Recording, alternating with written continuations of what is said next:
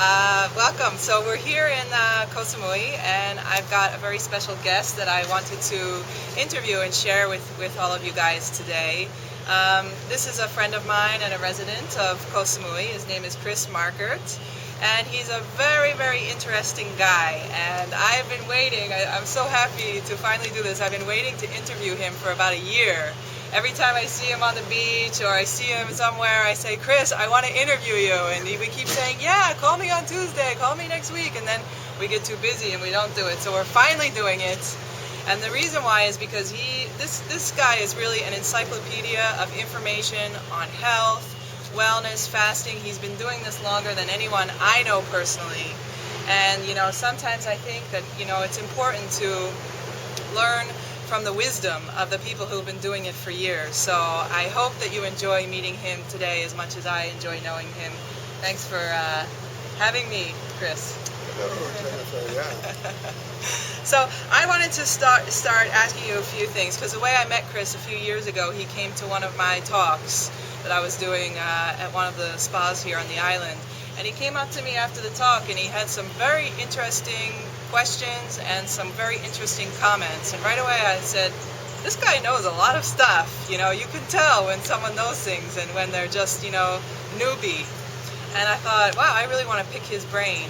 And so I asked him a few questions over the years that we've known each other a couple of years. And every time I ask him anything, he knows so much. It's amazing. He's written a few books as well, which I'll tell you about.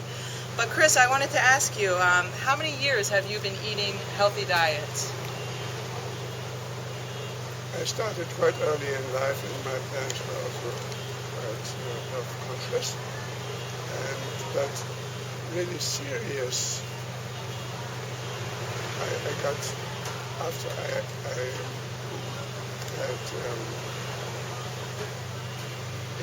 so-called incurable diseases. Okay. When the doctor said, well, it's too bad, you're getting old, we cannot have it. And then I helped myself. I studied books and mentally, and then I did this and that, and then that's how I accumulated a lot of knowledge that is very useful. So, was it because you got sick that you initially started the change? Yeah.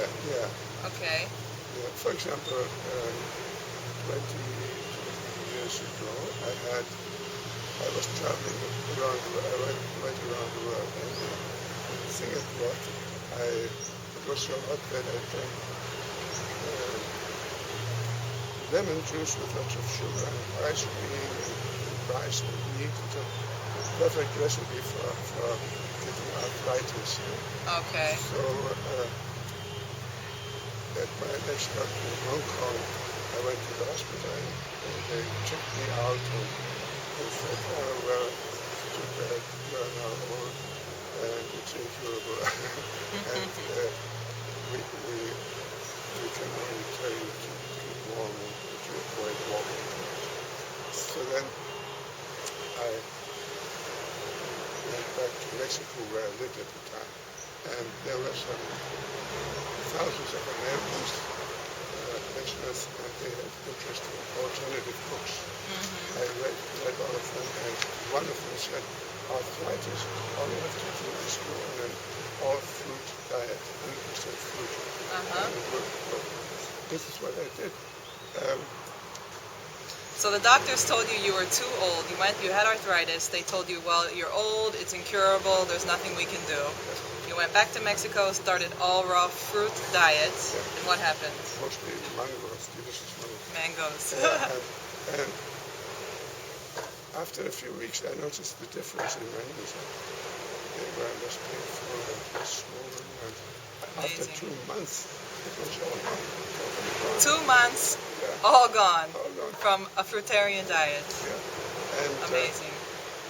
Nowadays, I'm 84 now.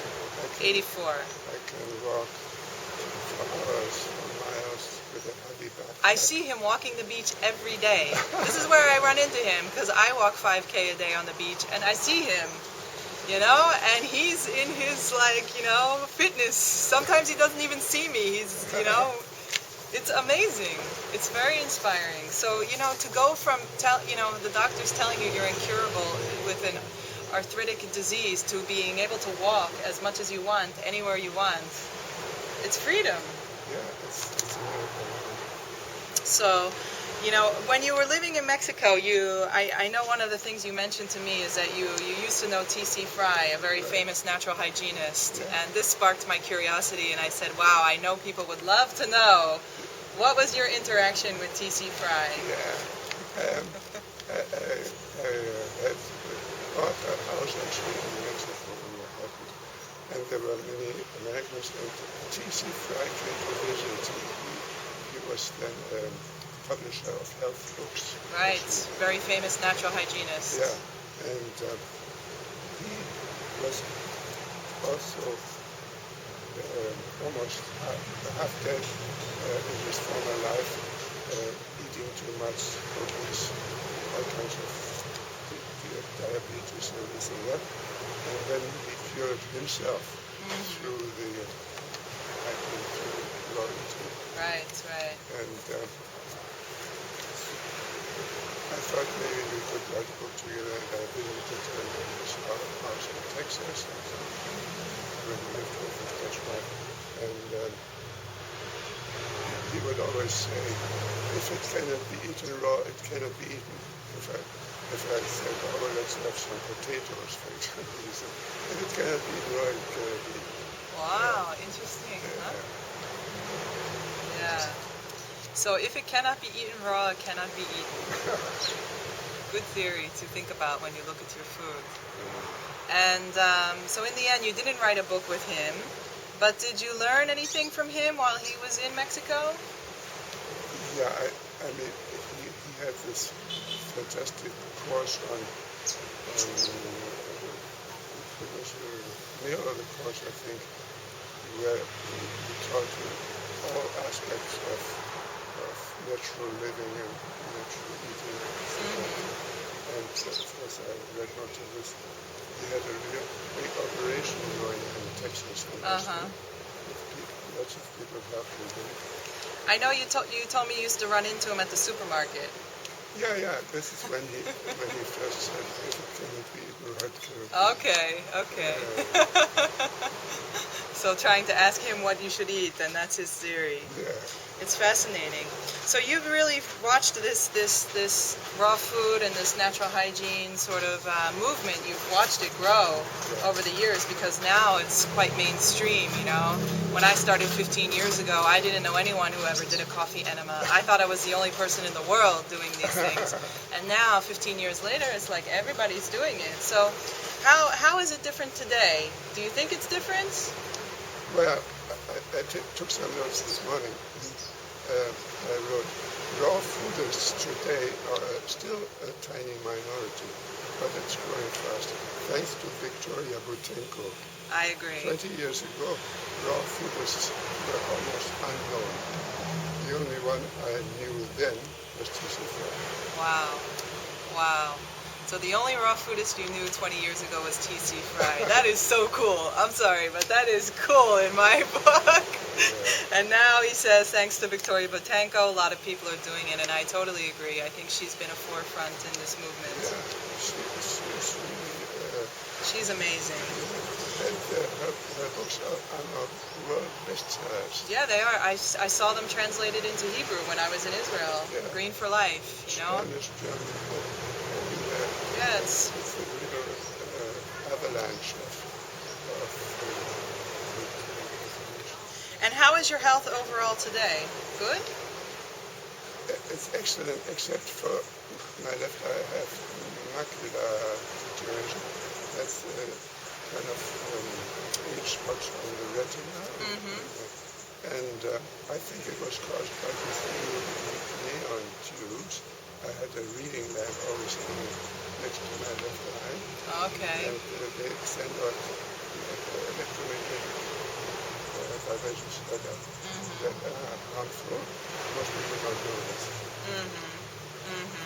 Well, the other, talking about eyes, one of the books that Chris has written was how to train your eyes to exercise your eyes so you don't need glasses anymore. And that's one of the books that he wrote, and I think it's an interesting one. You know, a lot of people swear by that. I should do it, but I already had the LASIK surgery. Too bad. So, how important do you think diet is for health? Well, for people who maybe 150 years ago, it was not a big subject because people ate organic food. Everything was organic Right. in those days. There were no fertilizers and no pesticides. And they also got lots of exercise. There were no engines, motorbikes, cars. Very true. But today we are sedentary people sitting around and eating the wrong stuff. And for us, it's essential to return to the basic truths which Fruitarian began to explain so well with the example of the orangutans. She watched them and studied them and found out that if a person who live in the jungle and they eat mostly fruits and leaves, and they are our nearest relatives. They have the same digestive system. So if we imitate the orangutans, we are on the right track. Yeah, I like that. It's a very powerful thing that you said is we have to go back to our essential truth. It's a very powerful statement that it's very true.